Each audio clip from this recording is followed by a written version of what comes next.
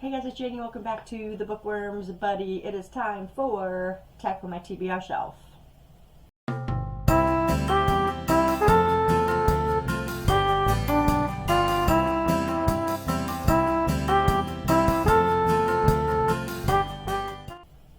So last week I did pretty good. I finished 2 books, started a third, and then I'm still working on another one. But in between these books off my TBR shelf, I'm also reading books on my Kindle. So I'm averaging about 4 books in a week. But let's just get started on this. The first book that I finished was Stephen King's Misery. As I told you guys before, I watched the movie years back when it came out in the 90s. And I may have watched it a few times. I don't even remember.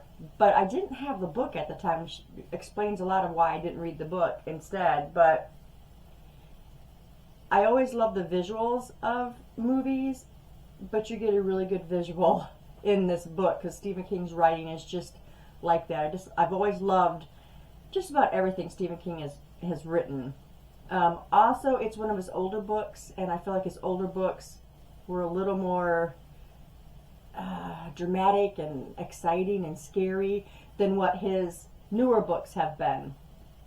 So I feel like Stephen King could write anything, really. He's got an imagination like crazy. But anyway, I just really enjoyed the imagery in this book, and I could visualize everything I was reading. I can't even imagine what Paul was going through, with Annie Wilkes hawking over him day in and day out and not knowing how close she was to that psychotic break, So what the story is Annie Wilkes is his #1 fan, and he's got this series, this Misery series, and he ends up killing off Misery, and she hates it. He got into an accident, which at first I thought that she had planned that too, but it wasn't mentioned. He had this accident. She finds it. She drags him to her house, and she keeps him there. And she's making him bring Misery back from the dead. That's the whole gist of the story. And he doesn't really have a choice. He's in really bad shape. She starts to kind of bring him back because he's probably on the brink of death. And that's the gist of the story. And there's so much this poor man has to go through to complete this return of Misery. And if you think about it, that would be hard to do, especially if they die in a way that they couldn't come back from it. But anyway, it was really, really good. The writing is so fluid, and I was just glued to the pages. I think I read it in a couple days, just because of things that are going on and that kind of stuff. So yeah, I think it was a couple days, but it was so good. If you guys want to read a really good Stephen King book, people forget about this one, and they always veer towards The Shining or Pet Sematary or Salem's Lot, stuff like that, when this one really is a great book. And another great old one by him is Dolores Claiborne. I really enjoyed that one as well. But yep, so there you go, Stephen King Misery, 5 stars. Absolutely loved it. The next book I picked up was Speak Softly, She Can Hear by Pam Lewis. This book has this very annoying plastic cover, so I had that cover off the whole time. And also, all the printing, all the words and everything that you can't even see if you're looking this way are on this. You can only see it by looking through the cover, or through the actual cover of the book. I've had this book on my shelves forever. So long that I don't even remember actually where I got it from. I want to say I found this at a thrift store or at Goodwill or something like that. I never would have ordered the book because, that would require actually seeing it come up on your Goodreads or someone actually telling you about it. So I found this book somewhere that I thrifted it. This has a very, very low rating on Goodreads because I looked it up afterwards because I was struggling to read what this was what this was about. So I looked it up on Goodreads and saw that it had a 3.06 rating. And I was like, oh boy. But I gotta tell you, I really enjoyed it. It was very odd in the very beginning of this. And we're following these two characters. We're following Naomi and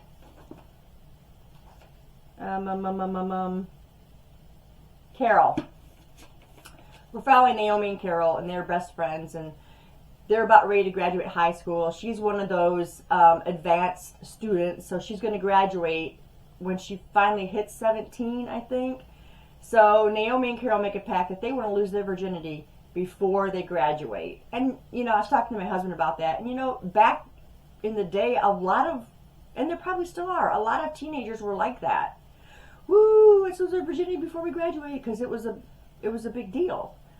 And so that was what the story was. And they meet Eddie, and Eddie is with Carol, and then something devastating happens. So you got Carol now, who's carrying around this big secret, and she can't tell, because if she tells, she's going to admit to fault, and nobody wants to do that, you know, especially when you're 16 and you have no idea, you know, what's going to happen. And then on top of that, to be threatened for 11 years that, you know, if you tell, you're going to go to jail, blah, blah, blah, and all that kind of stuff. And so, like I said, it was a little weird in the beginning when I first started reading it, and I was like, what am I reading? And then the book just kind of has this twisty, turny stuff going on, and I was apprehensive for Carol the whole time I read this book. I was apprehensive. When it came down to the end of it, I was kind of on the fence of what to rate it. I was going to rate it 3.5 stars, but I ended up rating it 4 stars. And it would have gotten even higher had her decision been different by the time you reach the end of the book. But they call this a psychological thriller, which, you know, there are aspects of the story that pushes it to psychological thriller.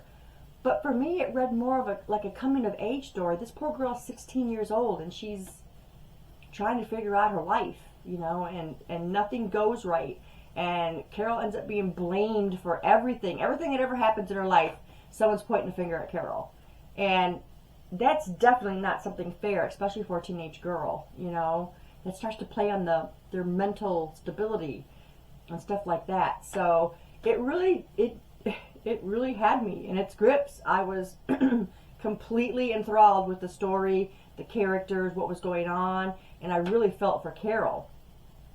In the beginning, yeah, she made mistakes, you know, but you have to live your life on those mistakes. They're defining you. And that's pretty much why I say that this feels more like a coming of age story than anything. But if you can get a hold of this book, you should definitely read it. Don't pay attention. This is why I always say I don't really believe in ratings on books. You have to read the book yourself and form your own opinion on them. Because this was very low rated, and I actually really enjoyed the story. So if you can get your hands on Speak Softly She Can Hear, you know, you should pick it up, because I don't think you'll be disappointed. And this is Pam Lewis's debut novel.